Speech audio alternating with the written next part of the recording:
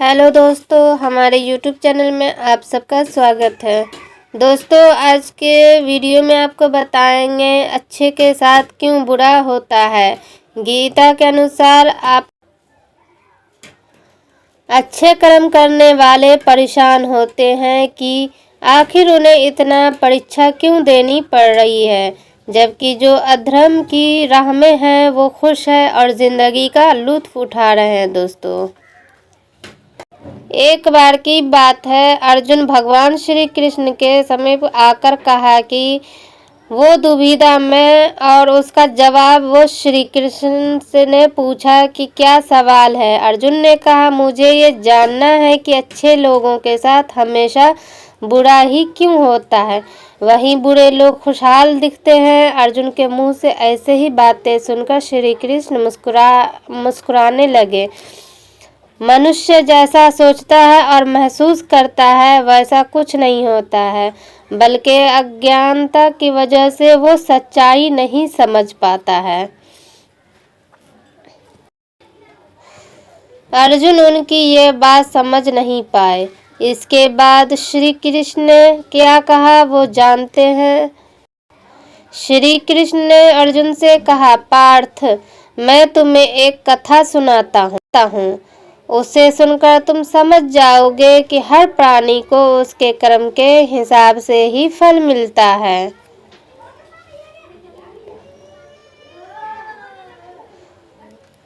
प्रकृति हर किसी को अपनी राह चुनने का मौका देती है। अब वो मनुष्य की इच्छा पर निर्भर करता है कि उसे धर्म की राह चुननी है या अधर्म की। कथा शुरू करते हुए श्री कृष्ण ने कहा, एक नगर में दो पुरुष रहा करते थे। एक पुरुष व्यापारी था जिसके जीवन में धर्म की बहुत महानता थी। वो पूजा पाठ में यकीन रखता था। वो हर रोज मंदिर जाता था और दान धर्म भी करता था और हर रोज भगवान की पूजा करता था। वही दूसरा पुरुष बिल्कुल विपरीत था। वो हर रोज मंदिर तो जाता था, लेकिन पूजा करने नहीं, बल्कि मंदिर के बाहर से जूते चप्पल चुराने जाते थे। उसे दान और धर्म से कोई लेना देना नहीं था। समय बीतता गया और एक दिन बहुत जोर की बारिश हुई। इस वजह से मंदिर में पुजारी के अलावा कोई नहीं था। ये बात जब दूसरे पुरुष को पता चली तो उसने कहा कि ये सही मौका है मंदिर का धन चुराने का। पंडित जी ने नजर बचाकर उसने मंदिर का सारा धन चुरा लिया। उसी समय धर्म कर्म में विश्वास रखने वाला व्यक्ति भी मंदिर पहुंचा। दुर्भाग्य से मंदिर के पुजारी ने उसे ही चोर समझ लिया और चिल्लाने लगे। वहां लोग एक तंत्र हो गए और उसे बहुत मारा।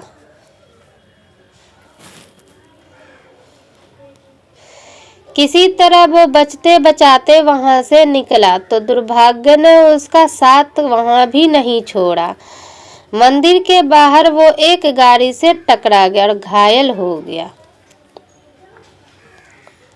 फिर वो व्यापारी लंगड़ाते हुए घर जाने लगा तो रास्ते में उसकी मुलाकात उस पुरुष से हुई जिसे मंदिर से धन चुराया था। उसने कहा, आज तो मेरी किस्मत चमक गई, एक साथ इतना सारा धन मिल गया। ये सब देखकर उसे बहुत बुरा लगा और उसने अपने घर से भगवान की सारी तस्वीरें निकाल दी। कुछ सालों बाद दोनों की पुरुषों की मृत्यु हो गई। मरने के बाद जब दोनों यमराज की सभा में पहुंचे और भले पुरुष ने दूसरे व्यक्ति को देखा तो उसे बहुत गुस्सा आया। उसने क्रोधित होकर यमराज से पूछ ही लिया, मैं तो हमेशा अच्छे कर्म करता था, दान में विश्वास रखता था, इसके बदले जीवन भर मुझे अपमान और दर्द ही मिला।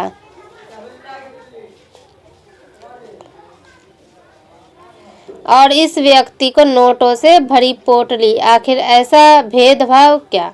इस पर यमराज ने कहा, पुत्र तुम गलत समझ रहे हो। जिस दिन तुम्हारी गाड़ी से टक्कर हुई थी वो दिन तुम्हारे जीवन का आखिरी दिन था, परंतु तुम्हारे अच्छे कर्मों की वजह से तुम्हारी मौत सिर्फ एक छोटी सी चोट में बदल गई। तुम इस दुष्ट व्यक्ति के बारे में जानना चाहते हो। दरअसल उसके भाग्य